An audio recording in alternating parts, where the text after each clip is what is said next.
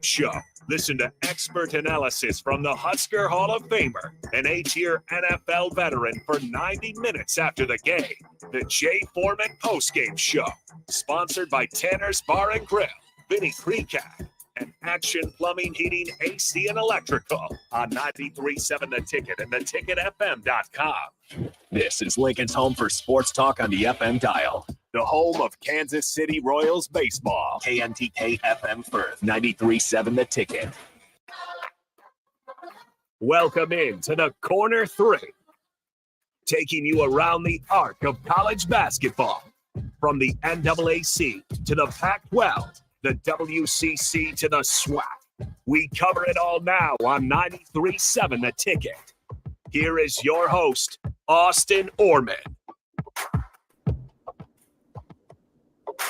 Let's get after it. Another Monday back here on the Corner 3. Took last week off due to Labor Day.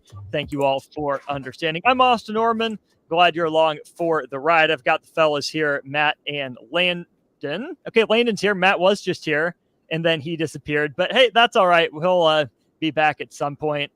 Landon, how's the SID going at UNI? How are them Panthers? Things are going quite well. Women's soccer is off to the best start in program history. We're 7-0-1. Valley play starts this weekend. They've got a really big match against Drake on Sunday, but that's been going really well. Worked my first FCS football game on Saturday. Quite a tragic one for the Panthers. It was a ranked-on-ranked matchup at the Unidome. Unfortunately, turnovers got the better of us on Saturday. I believe we ended up with about 6 or 7 total. Not a great formula if you're wanting to beat a good football team like Weber State. So really impressed by them, by the way. Could not come out with the dub, but I'm very excited for our home slate. Should be a lot of fun working those home football games as the season progresses too. North Dakota State comes to the Unidome at the very beginning of November. I believe it's the last home game of the regular season. So that's going to be a ton of fun, and I'm really excited to get, to watch a lot of good Valley football. So quite exciting. And yeah, everything's been going well and getting settled in nicely. Hard to believe it's been 2 weeks since we've recorded last, but it's been a lot's happened since then, I feel like. It really has been a lot. Before we get to Matt's Colorado stories, rumor has it you're heading south a little ways on Saturday. Can you confirm or deny those rumors? Me? No. Yeah. Not this Saturday. Two Saturdays from now is Oklahoma State, Iowa State.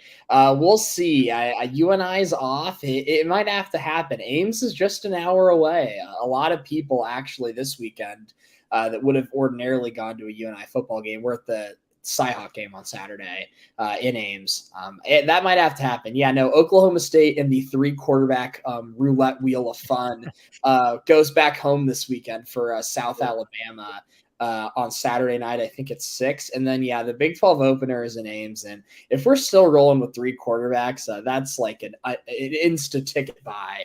That's like the college football story. I feel like not enough people are talking about how Oklahoma State just rolled into a non-conference road game against a Power 5 school and just played 3 quarterbacks and split it up, 1-2-2 or 1-2-1 quarters wise. So yeah, no, next Saturday is the big one at the House of Horrors for OSU athletics. So that might be a good show topic potentially. So we'll see.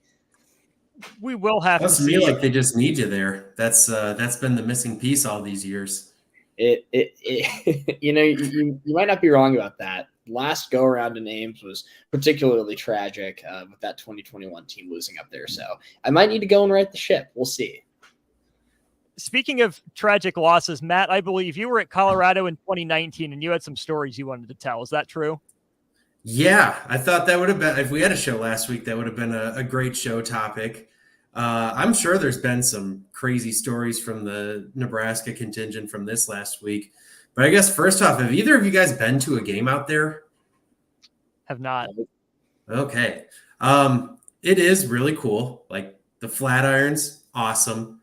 Like the setup, really cool. Although, I don't know. I was there last fall, like back in October for a wedding in Boulder. And Folsom Field was still a dump.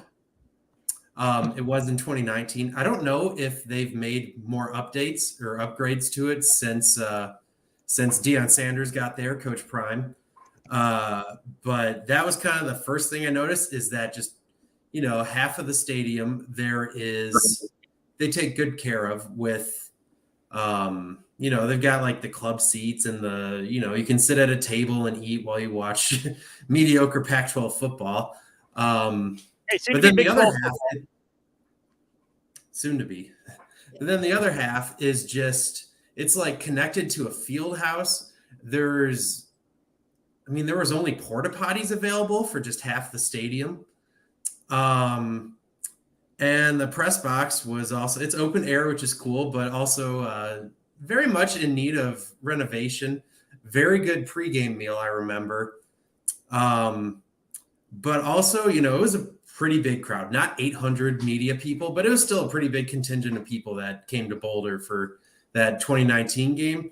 And the Daily Nebraskan only had 2 spots, and the third one got moved up by like student radio, the level above. So it was me, Luke Mullen, shout out Luke, and Drake Keeler, shout out Drake. I think that was all that came with, if I remember correctly. And so I was like, okay, you guys can have those 2. I'll go up to the next level and then get up there. And when I sat down, the window was literally like at my chin. Like, it was an obnoxiously tall window. It was like, I can barely see out this window unless I stand all day. And so it was like, you know what? If I'm going to stand all day, I might as well just go down on the field and watch this game from the field. So I did that, except the only problem was I thought, okay, Boulder, Colorado, mid-September, like, it might get a little chilly. So I'm going to wear like a cotton button-down shirt, long sleeves. And just walking to Folsom Field, you could literally see like the sweat stains from my backpack on this shirt. It was like, I cannot be at field level when it was like 90 degrees out with no wind.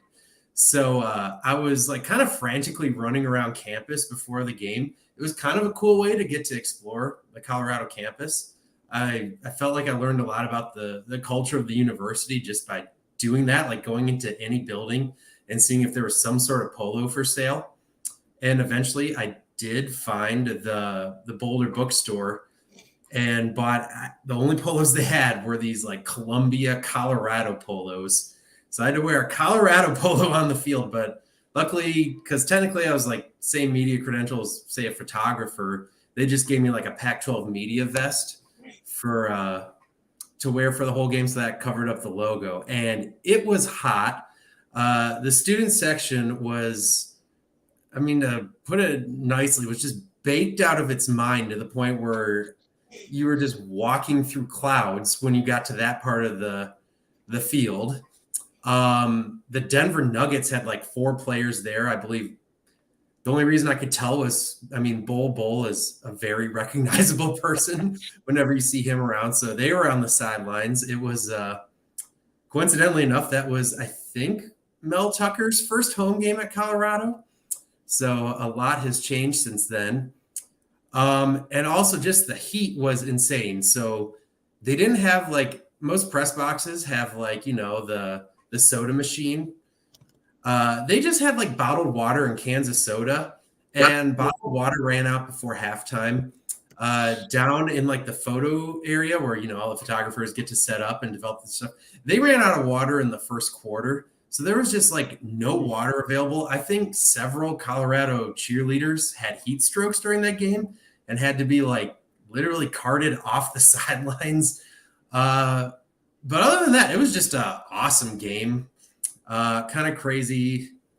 I mean, that was, in my opinion, one of the big turning points in the Scott Frost era. And for me, honestly, I felt like that was the turning point where everyone kind of realized, okay, maybe Adrian Martinez isn't like a Heisman caliber quarterback. Because I remember he gets the ball back with like 2 minutes left in a tie game in regulation. It's like, okay, could be a Heisman moment here. And then he throws a pick on like the second play of the drive. So it wasn't the beginning of the end there, but that was kind of the first signs of like, well, that didn't go as it was expected. So, but all in all, it was a crazy experience. And I believe I think Drake won the 40-yard dash we did on the field after that one. So shouts out to Drake. And ironically, Nebraska loses at Colorado, comes back home to play Northern Illinois in 2019. Guess what? We have more of the same now. Although those Colorado games, Fox business very game. much, that was the Fox business game. Never forget, Northern Illinois scored 8 points with 2 field goals and a safety. That was 5 points. Nebraska had a lot of really stupid safeties in the Scott Frost era, but that one gets forgotten because, it was a blowout and they won easily. That was the stupidest of them all. I think they tried like a sweet play to Maurice Washington at the goal line, and like 3 NIU players just blew it up. I was like, well, that was weird. And for the longest time, it was like 23-5 for like most of that game. It was like, come on, let's just hold this score. Like, give us a scoregami for college football. Okay, so actually it wasn't 23-5 for all that long. It was 16-0 Nebraska with 12 and a half minutes to go in the second quarter. Northern Illinois kicks a field goal with 8 minutes to go. Nebraska scores 40 seconds later. They get the ball back, and Northern Illinois, so they score a touchdown with 7:20 to go. Northern Illinois scores at safety with 1:50 left in the first half. And Nebraska scores a touchdown with 5 seconds to go. So it's 30-5 heading into halftime. That's what it was. But they stayed on 5 for like most of the second half, and then they kicked a sad field goal. I was like, come on, we wanted the 5. So the sad field goal actually happened. That was the first score of the second half, 5 minutes in. Oh, my God. Okay, well, that shows how much I was paying attention. I remember that was a game, I think, like Iowa State. That was the year game day came. And they Iowa State muffed a punt in the final minute. So I remember a lot of people weren't even watching the Nebraska game. They were just kind of watching Iowa State in the cafeteria room up in the press box. So that it was a weird night. The entire first half of Nebraska's game. I found your column, Matt, on the Daily Nebraskans website. First of all, the fact that you had the parentheticals for Fox Business. That is an elite headline. That'll stand the test of time. I caught the Iowa State note, and then the names in here, just what a throwback. What a nice jog down memory lane. Kanawai Noah caught his first touchdown as a Nebraska Husker in that one.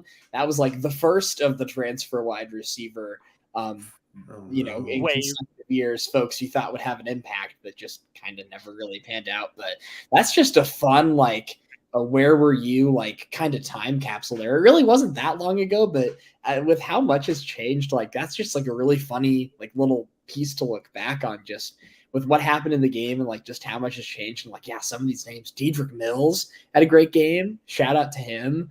So that's just a funny little time capsule that I stumbled upon here on the Daily Nebraskan website.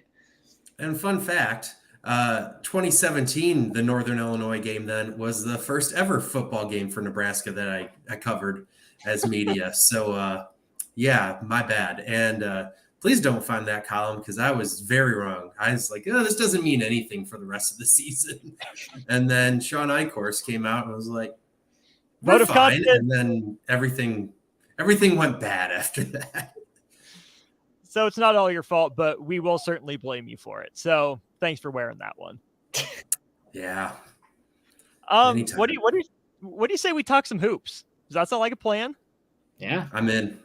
Cool. Okay. So hoops, there have been a couple columns today written that we have thoughts on. The first one was from this new site, The Messenger, but Seth Davis, who does a lot of college basketball, was the one who helped with the reporting and penning the piece.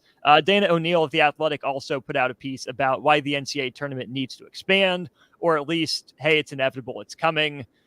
Let's talk about that.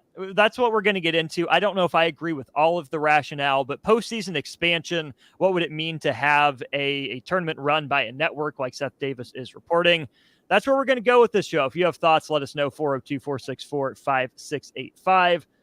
Or if you're watching on stream, let us know in the comment sections. I'm Austin, they're Matt and Landon. This is the Corner 3. We'll be right back with that postseason conversation. You're listening to the Corner 3 on 93.7 The Ticket.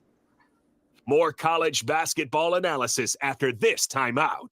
Tailored Lights is your go-to local manufacturer and installer of the best landscape lighting. Tailored Lights is excited to highlight the architecture of your home or business and provide a warm environment that feels safe. And for those outside the Lincoln area, they do ship across the country and are happy to work with anyone near or far with lights anywhere from 18 inches to 110 inches. Enhance your curb appeal with an exquisite Tailored Light today. Call 402-432-2572 or go to tailoredlights.com. Veterans, do you know what local, state, and federal benefits and services you're eligible to receive? Do you want help navigating the application or appeals process? Speak to your county veteran service officer or the Nebraska Department of Veterans Affairs State Service Office to see what's available to you and your family. You've served our country, now let us serve you. Visit veterans.nebraska.gov today. Sponsored by the Nebraska Department of Veterans Affairs, aired with the Nebraska Broadcasters Association and this station. Don't let biased algorithms or degree screens or exclusive professional networks or stereotypes. Don't let anything keep you from discovering the half of the workforce who are stars. Workers skilled through alternative routes rather than a bachelor's degree. It's time to tear the paper ceiling and see the stars beyond it. Find out how you can make stars part of your talent strategy at tearthepaperceiling.org. Brought to you by Opportunity at Work and the Ad Council. I think it's just vapor. Vaping is safer than smoking, isn't it? There's really not even that much nicotine in them, right?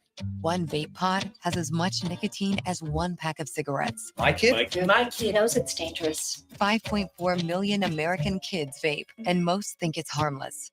Get your head out of the cloud. Talk to your kid about vaping. Visit talkaboutvaping.org. That's talkaboutvaping.org.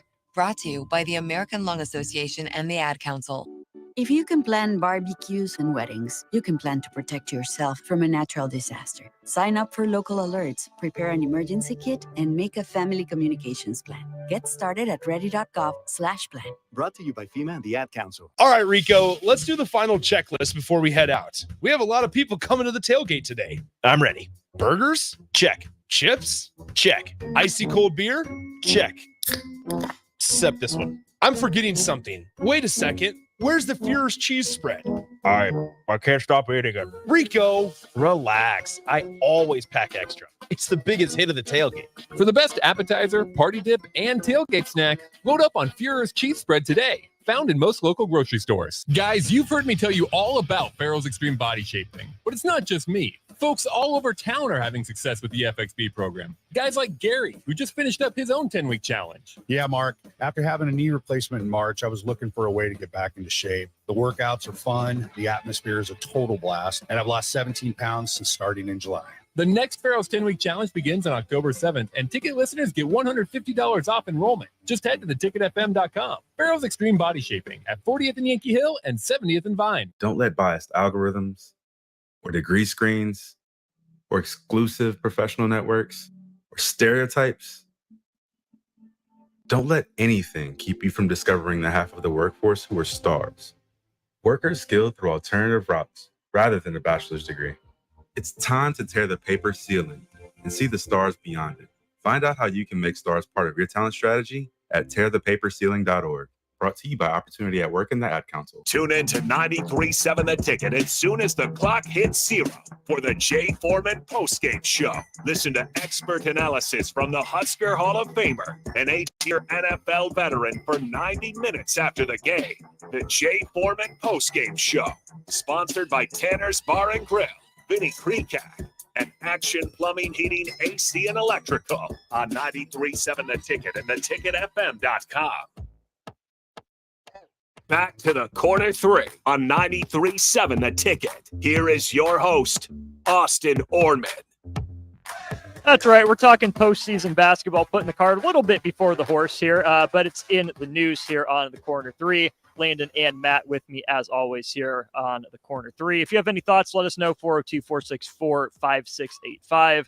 All right, guys, let's just dive right in. This comes from The Messenger, kind of new website I haven't heard much from, but Seth Davis, who's done a lot of college basketball writing, some of which I agree with, most of which I haven't for the past little while, puts this article out, more reporting than anything, saying Fox Sports is negotiating with several power conferences to hold a postseason men's basketball tournament in, guess where, Las Vegas, featuring teams that didn't qualify for the NCAA tournament. Sounds like the current setup is 16 teams playing only at T-Mobile Arena out there in Vegas. It'll happen the final week of March, kind of right after the Elite Eight, before the Final Four. So all of that getting really condensed into just a few days of basketball there. The biggest takeaway for me, at least the biggest initial takeaway, is that this tournament is being set up by Fox, by a TV network specifically, and that the teams that would be invited to this postseason tournament are Big 10, Big 12, and Big East teams. You would throw the Pac-12 in there since they have the agreement with Fox, but we all know what's happening with the Pac-12 not really existing. So you take the top 16 of those three conferences that didn't make the NCAA tournament.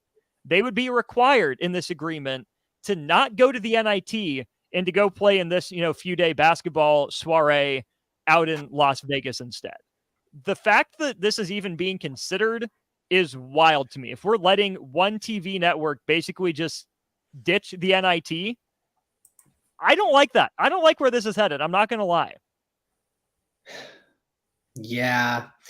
I'll jump in here. It was really kind of shocking to see this come up. And I think one of the bigger other takeaways that I had, the quote in there, firstly, to your point, Austin, about, this is a tournament that's being operated by Fox. Fox is planning to encourage its corporate partners to set up name, image, and likeness deals for players who are competing. Don't know what that means. But, obviously in this new world of NIL, that's going to be a big factor, I guess, in this proposed hypothetical tournament here. Secondly, there was a quote from an anonymous coaching source in there that I thought was really interesting, and I think is going to be important to discuss as we, bring up this topic here. The quote is, "This would create more postseason opportunities in men's basketball, and it would also open up more spots for mid-major schools to play in the NIT." So to the point of this tournament maybe replacing that, it sort of seems like in this ideal world, this Fox tournament becomes the second tier, so to speak, of postseason tournaments in college basketball. And the NIT is more relegated to something we've seen in like the CBI or when the CIT was around, like really, truly just the mid-major schools. And the third thing is, I don't know if you, either of you, I'm sure you probably have, NIT Stu on Twitter, the big proponent of NIT. He is a legend. He tweeted out a list in a reply to that Seth Davis tweet that was just like, so if this tournament was around last year, here are the teams that would have been in it using the criteria: Georgetown, DePaul, Butler, St. John's, Seton Hall, Villanova from the Big East, Minnesota, Ohio State, Nebraska, Rutgers, Wisconsin, Michigan from the Big 10, and then of the Big 12 crew, Oklahoma State, Texas Tech, and Oklahoma. That is a very hideous, disgusting list of schools. I don't really think anybody wants to see how those teams ended the season. I don't know if anybody wants to see those schools play more basketball. And then the last thing I just wanted to bring up quickly is a big thing that happened last year that's important to note in all of this that I haven't really seen brought up is the fact that schools like Texas Tech declined postseason invitations. Why didn't you say North Carolina? That's next. Schools like North Carolina declined postseason invitations. The reasons for both are different. Texas Tech had their own drama going on with Mark Adams. North Carolina felt it was too good to play. I think the note I left was entitlement, to feeling like they were above the NIT. But if you're Can I also add? Yeah, go ahead. Apparently Dayton also declined going to the NIT. I'm looking on Wikipedia from this last year's tournament. It says Dayton declined, but it was unclear if they would have been invited in the first place. They declined so they didn't have to be told they weren't invited.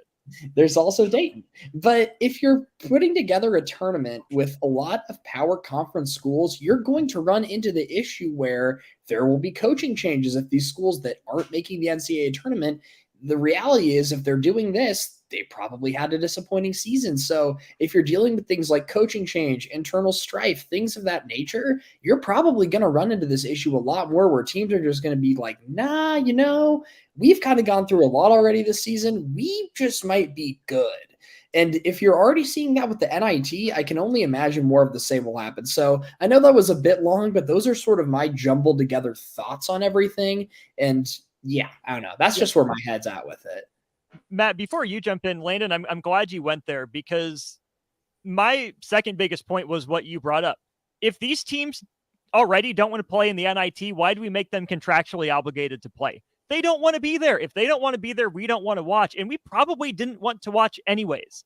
Like you run through that list of teams, the only teams I have even a small passing interest in watching is maybe Villanova, maybe. You can throw maybe Wisconsin, who got hot in the NIT, but I hate their style of play and wouldn't have watched them. Michigan, only because they're Big Ten, but they were bad.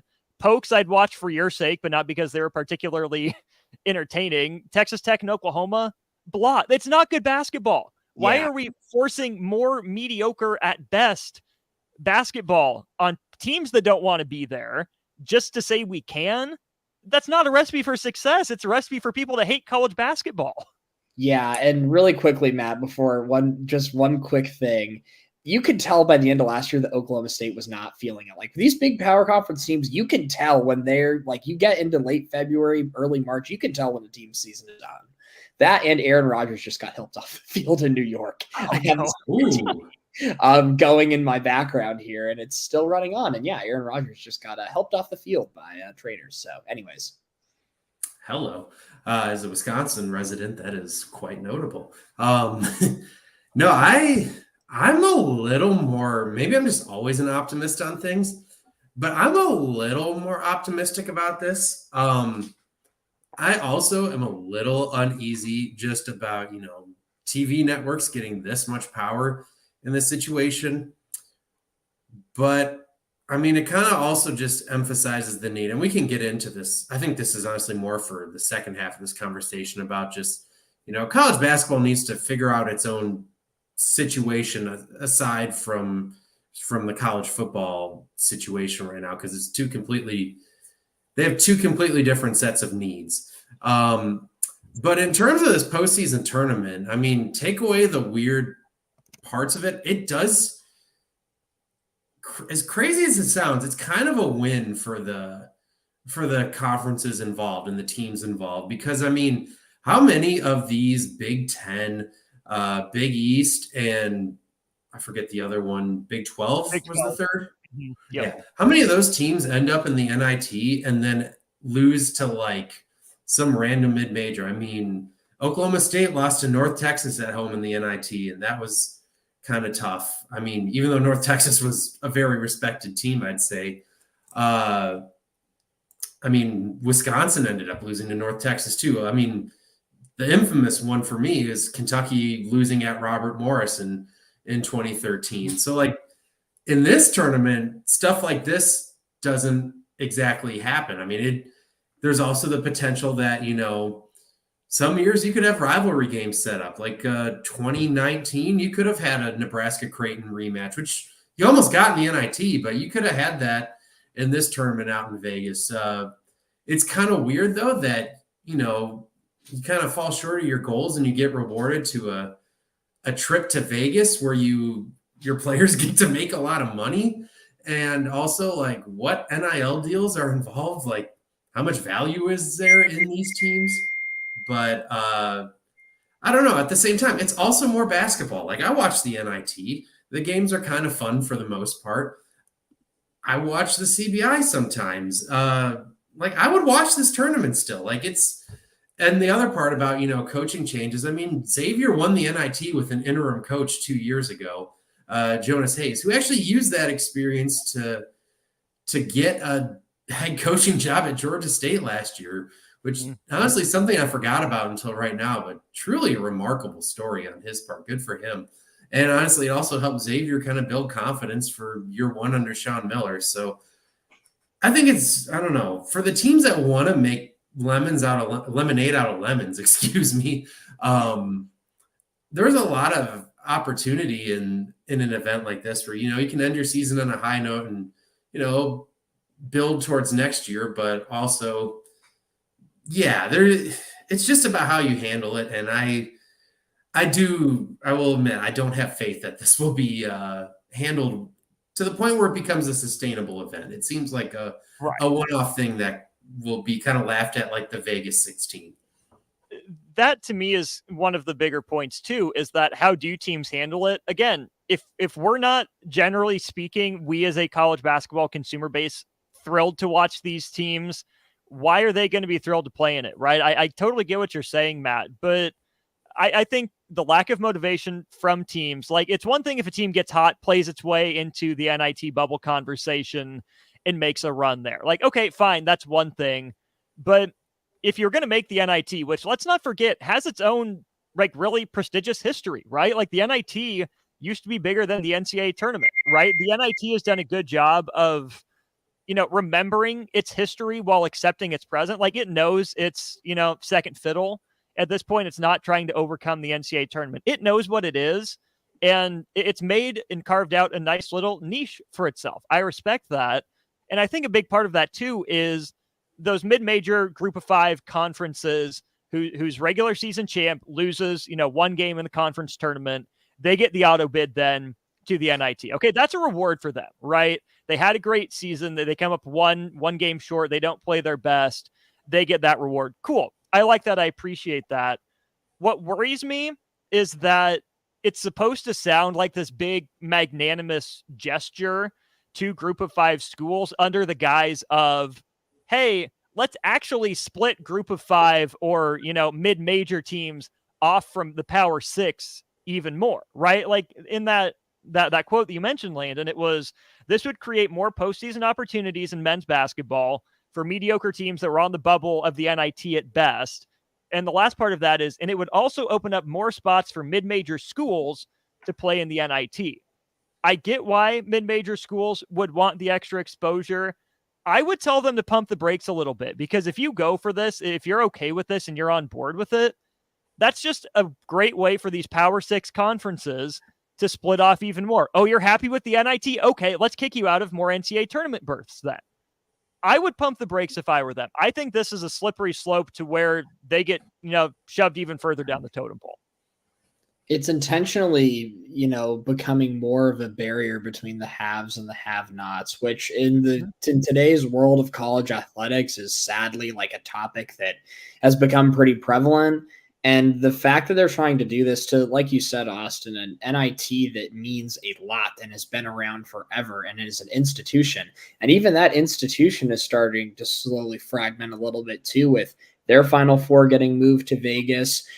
They're now trying to move it around under the guise of, let's go to all these historic college basketball places after being in Madison Square Garden so long. Yeah, I know. And that's, a proper story for another time on this show too, is the Hinkle Fieldhouse experience that Matt and I shared right before the pandemic. Oh gosh. Yeah. I forgot about that. Walking around basically a ghost town Butler campus. So I guess that's where the NIT will be having its Final Four and championship next year. But you're already sort of starting to see like some of the iconic pillars that have made college basketball so successful for as long as it's been and so popular start to wither a little bit. And this would really do that. And I don't know, how segmented it would make things is really, really concerning for me too. Well, I think the NITs, honestly, it really started to wither. I'd say go back to like 2005 when the NCAA purchased the NIT and kind of moved it all under one umbrella. And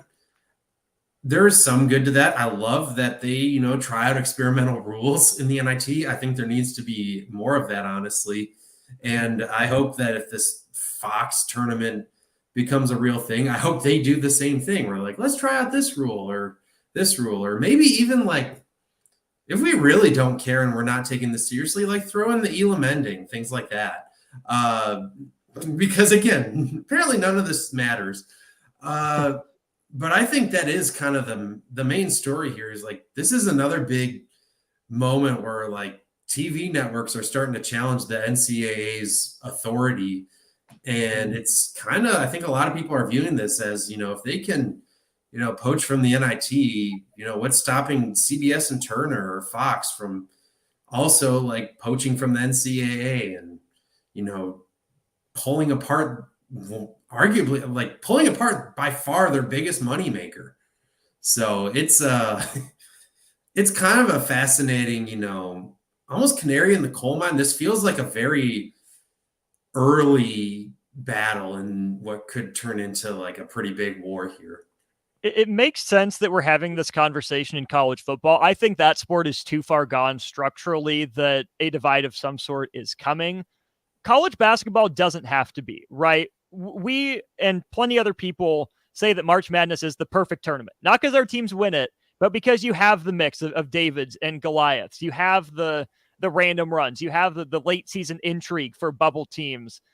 And yet we're still trying to mess with it. One of the arguments in the athletic piece that I think we should move to here to wrap up this conversation is that, well, it's less than, a quarter of teams getting a shot now. Draw it out, right? Not more than a quarter of teams deserve a shot. There's only a couple handfuls of teams that have a realistic shot anyways, and we understand that. And we accept that. It's part of the deal, right? We love the drama. We love the upsets early on in that tournament, but the vast majority of people tune in for and will root for those big name matchups, kind of like we got in, 2022. Where you have Villanova, Kansas on one side and Carolina, Duke on the other side. That's what draws ratings. That's what draws eyeballs in that second kind of wave of games. That first wave of games, though, it's where you get your Fairleigh Dickinsons over Purdue's, your Norfolk States over Missouri's that are equally fun in their own way. We don't need to expand the tournament to give more teams one other game that might not deserve it, right? Because then you're tapping into that NIT group of teams that already had a shot all regular season long to prove that they were good enough to be one of the 68 teams in the field. If 30 games isn't enough to make your case well enough, that's on you. I'm sorry. It's fine the way it is. Just because we're losing the Pac-12 when we lose one auto bid doesn't mean we need to shake everything up.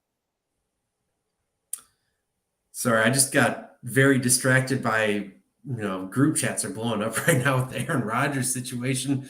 There's talks of Achilles already. So, that's very on brand for the Jets. But, I think it's time to, as the NCAA, they really should, every 10 years or so, take an evaluation of, how do we make this event better and make it adjust with the times? They did that back in 2010 with adding the first four, which I think, some people complain about it, but I think it's a resounding success, especially when you look at the fact that a lot of those teams have gone on to make runs.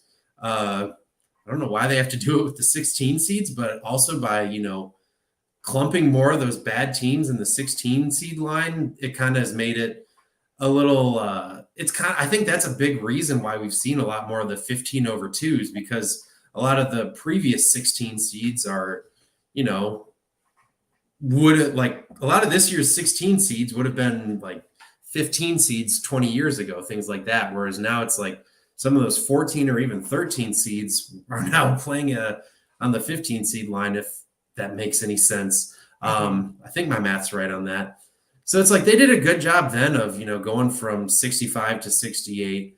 I don't know if now is exactly the time to make that evaluation, or if they should wait and see how conference realignment plays out and just what that looks like after a season or two in college basketball, because that's kind of where my brain's broken, is like with these 20 team conferences, like how do you determine like which 10-10 team is, a good 10-10 team and which one is not. Like, I don't know if the net can even help with that. So it's just it's a mess.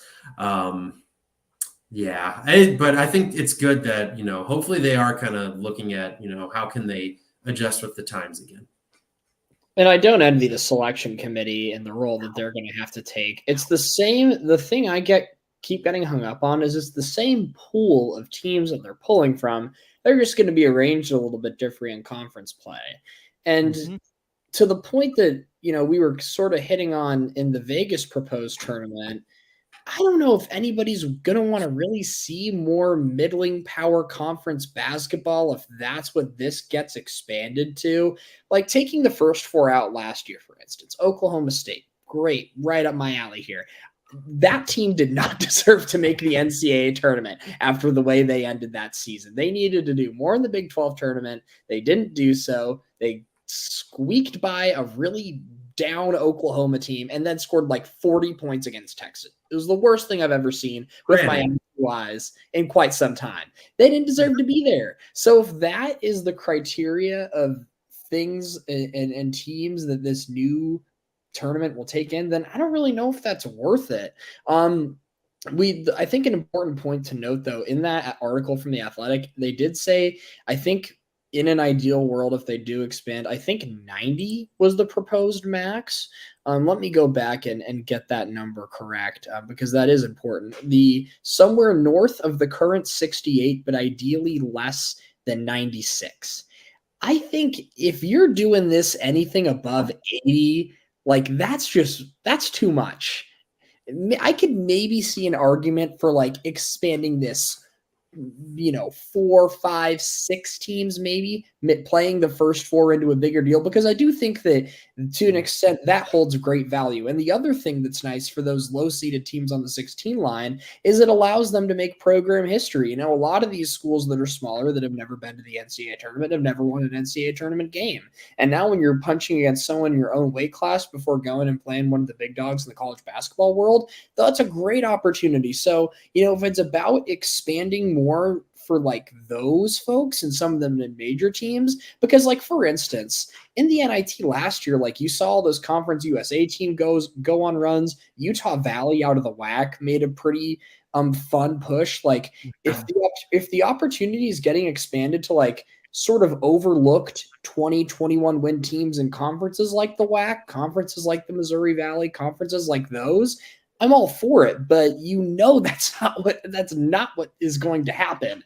And it's going to reward more middling power conference basketball. So I'm kind of torn on it. I think that eventually it probably will happen just because money, but I know it's probably also not going to reward the teams that honestly would probably deserve it more, that would make the NCAA tournament a more intriguing product. So I don't know. I think it's kind of just inevitable at this point, but 96 is just a ridiculous number. So I really hurts my brain.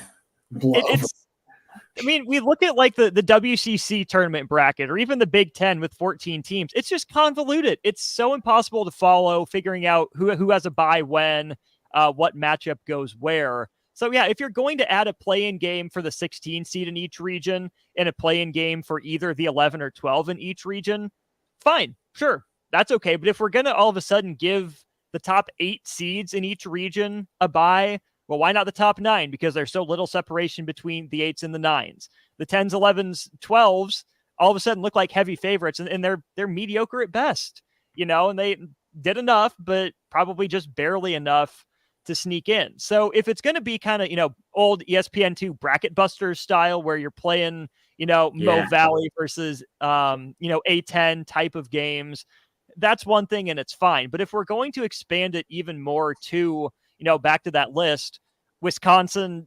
Michigan, Oklahoma State, Texas Tech, that either don't deserve to be there or don't want to be there, what's the point? And later down in that Athletic article too, especially if we look at these at-large bids, taking last year's tournament, 32 of the 36 at-large bids went to Big 10, ACC, Big 12, SEC, or Big East, the remaining power conferences. 32 of 36. That's 8 out of 9. That's 89% of them already went to those conferences. You had 3 out of the Mountain West and 1 out of the West Coast, which would have been St. Mary's after Gonzaga gets in, right? It's already incredibly slanted that way. And the way we rank them is off of conference play, right? So if that's going to continue to be the ranking, of course the big boys are going to get more teams in. That's what the selection committee has said it's going to do, and we have to take them at their word. So there's a way in which, 68 isn't the perfect number, and you can sneak a few more teams in. But I think for the health of the sport at large, people would be a lot more interested in watching, for example, a Drake Wichita State game from 2021. Maybe a UCLA Michigan State game, just because those are two big enough names, but I think that's kind of the exception. But like Belmont Temple in 2019, those Belmont teams are fun, right? Temple hasn't been all that great. They make a run and they get there. No one wants Syracuse, Arizona State. Those are two disgusting basketball programs that don't deserve another chance, right? Kansas State, Wake Forest, lovable losers in 2017, right? They found a way to do something like non-traditional powers, even if they're from power conferences. There's a way to do it, but just letting Syracuse into the NCAA tournament, at the end of the year when no one wants to watch them, we don't need more of it. We need more Mo Valley. We need more A10. And it's just, how do you do that in a responsible way, though? Between I'll be honest, 2013, it did kind of annoy me. Really Boise State, even though Kentucky didn't deserve to get in, it was really Boise State was the last team in and Kentucky was the first team out. When it's if you put those teams on the same court, I'm pretty sure Kentucky would have won. But, with resumes and the way things go, that's the way it fell. So they actually, I feel like the NCAA has done a good job of, Wyoming was a first four team a couple of years ago. They played Indiana, I remember. How to do it responsibly with expansion is kind of confusing. And I think part of the situation too that's so weird is we keep on adding. I feel like we've added 10, 20 and different Division I teams over the last 5 years.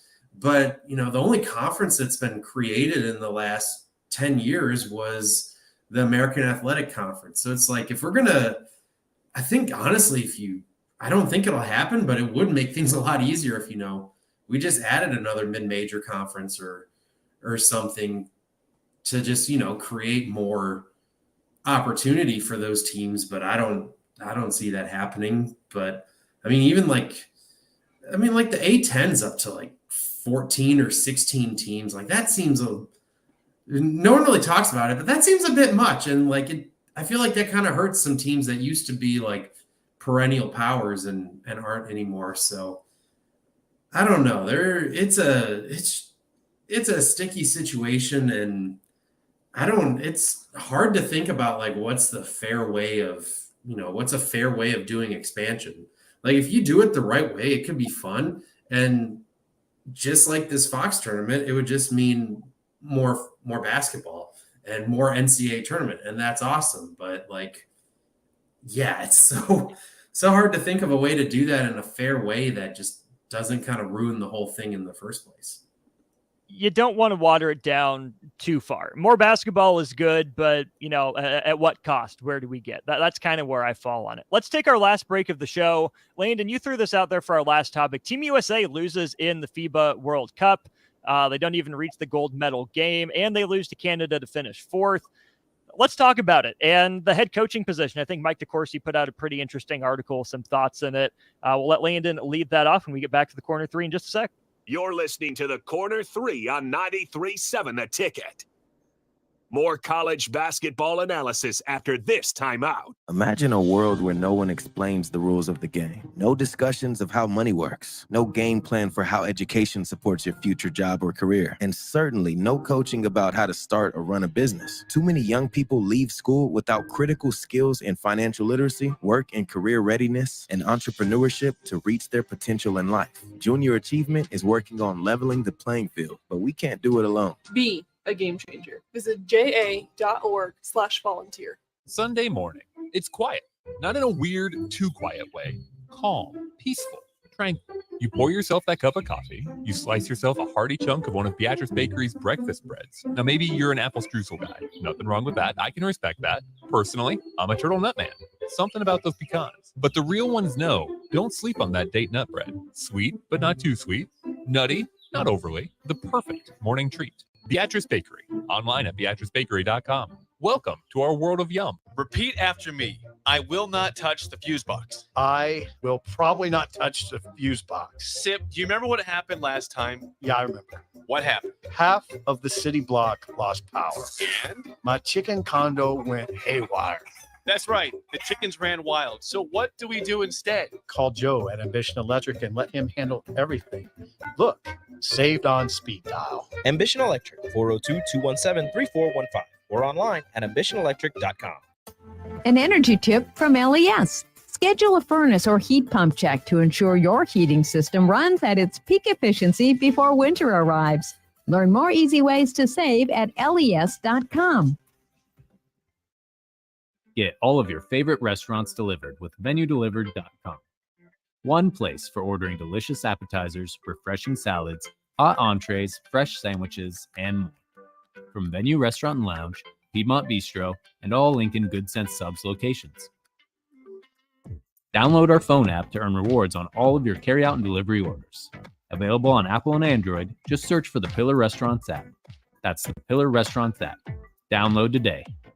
Guys, you've heard me tell you all about Farrell's Extreme Body Shaping, but it's not just me. Folks all over town are having success with the FXB program. Guys like Gary, who just finished up his own 10-week challenge. Yeah, Mark. After having a knee replacement in March, I was looking for a way to get back into shape. The workouts are fun. The atmosphere is a total blast. And I've lost 17 pounds since starting in July. The next Farrell's 10-week challenge begins on October 7th, and ticket listeners get $150 off enrollment. Just head to theticketfm.com. Farrell's Extreme Body Shaping at 40th and Yankee Hill and 70th and Vine. Your home is your empire. Protect it with Empire Fence. Get a free instant quote with the online estimating tool at empire-fence.com. See an upfront estimate with no hidden fees. An Empire Fence can provide privacy and improve the appearance of your home. Keep kids and pets in or out of your yard. Increase security and add value to your property.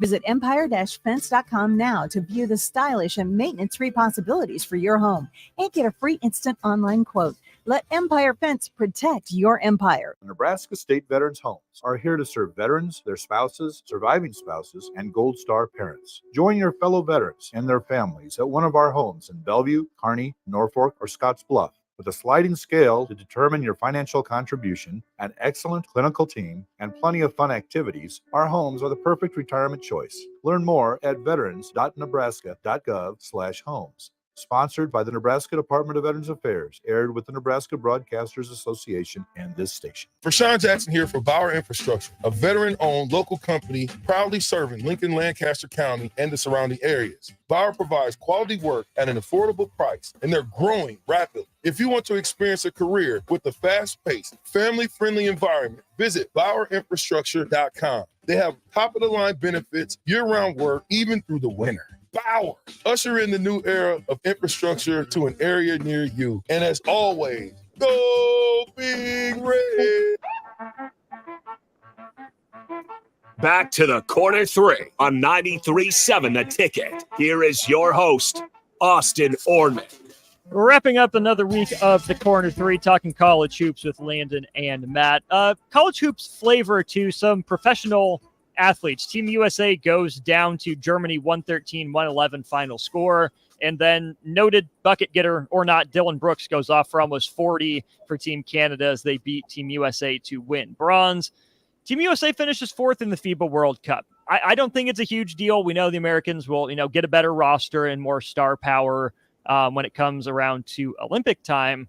But Landon, this is your topic. I'll let you lead us off here in this final segment. You think you and I were reading the same article by Mike DeCourcy when it came to the head coaching position, how it's kind of bounced back and forth since Coach K left?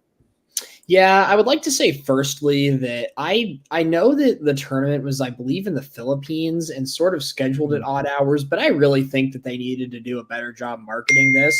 I know the other deal was that a lot of the game's big international stars weren't playing, right? No Giannis, no Jokic.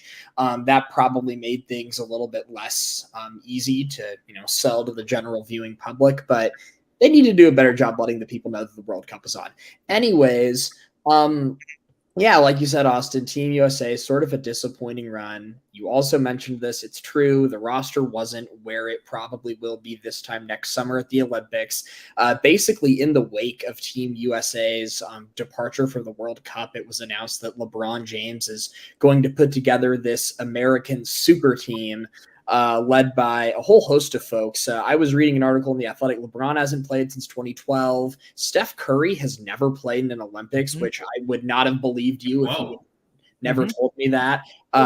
He will be 36, I believe, by the time the Paris games roll around. So knock on wood for one of the game's great, generational talents that he is healthy and ready to go there by the time next summer rolls around. But the coaching matter is one that, a lot of people are talking about. In the article that Austin referenced and that I read as well, the big talking point is that Germany's national basketball head coach, let me pull up his name, Gordon Herbert. I'm sure that's probably not how his last name is actually said, but that is how it looks on paper.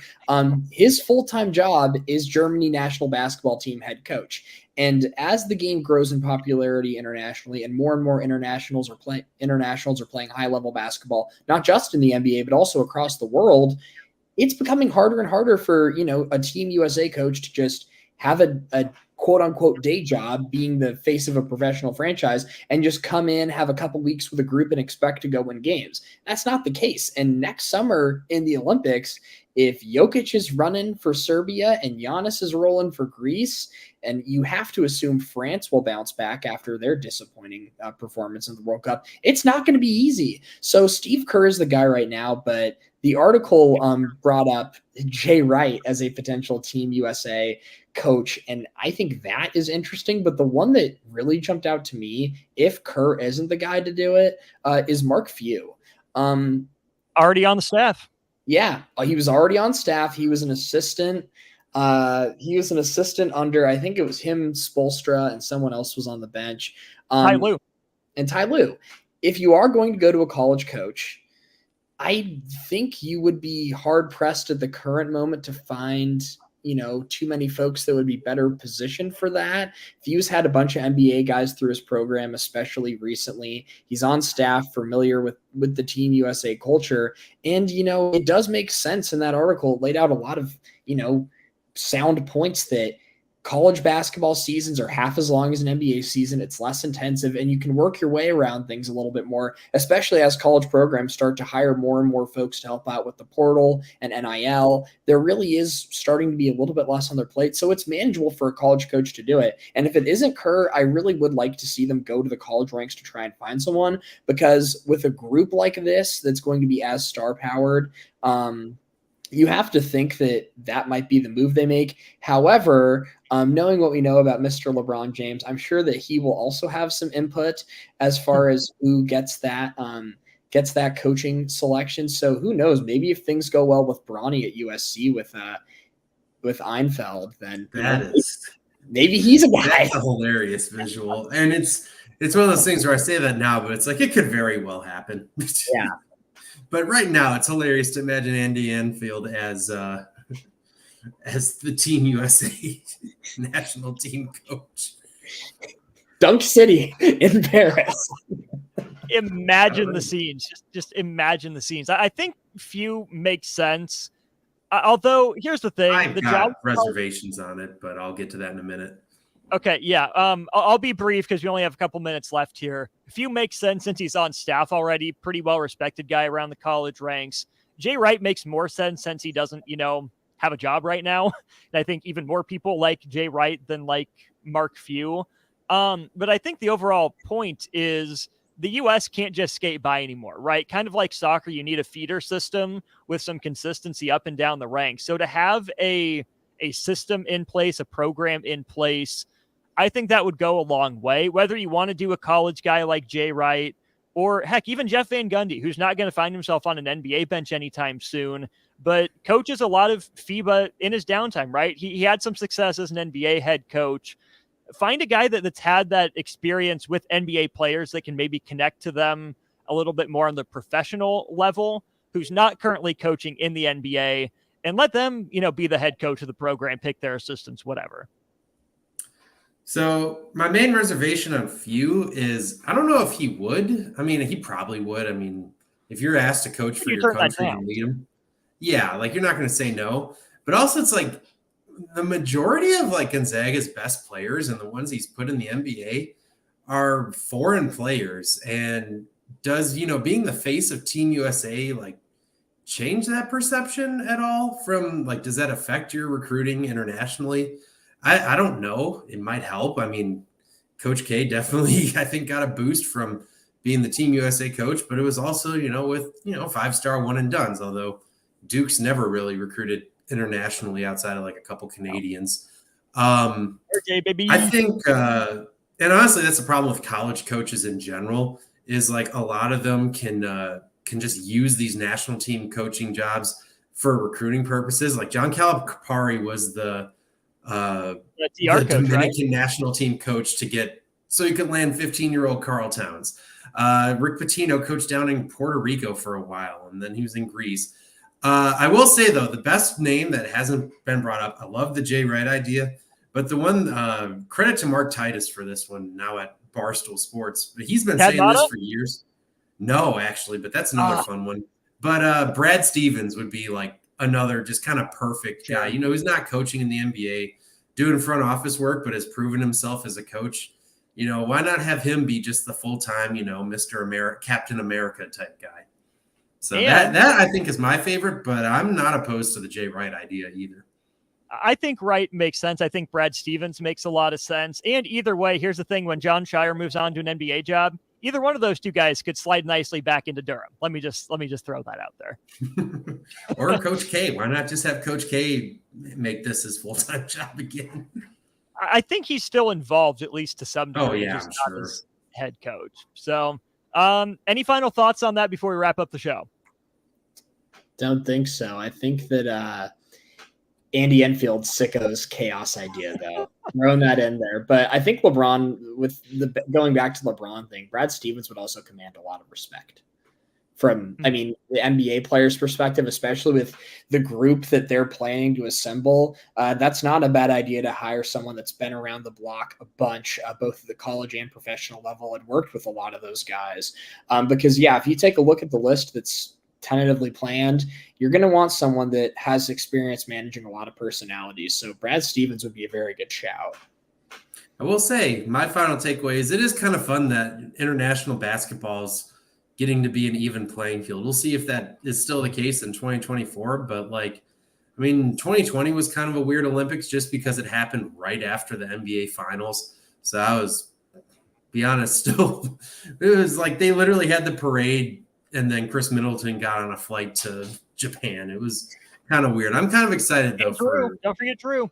And Drew and Devin Booker must have been He didn't get a parade, though. What? Book didn't get his parade. Yeah, it must have been a very awkward plane ride, I'd imagine, and a very long one. But yeah, no, I'm looking forward to next year's Olympics, honestly. Summer basketball instead of like right on the first weekend of football, and just, seeing how this if do they still win all these games by 20 or 30 with, at full strength, or is it going to be competitive like this year?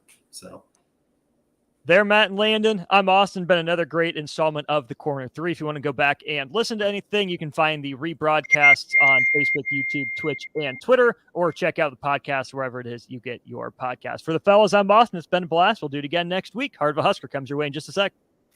This is Lincoln's home for sports talk on the FM dial. The home of Kansas City Royals baseball. KNTK FM Firth, 93.7 The Ticket.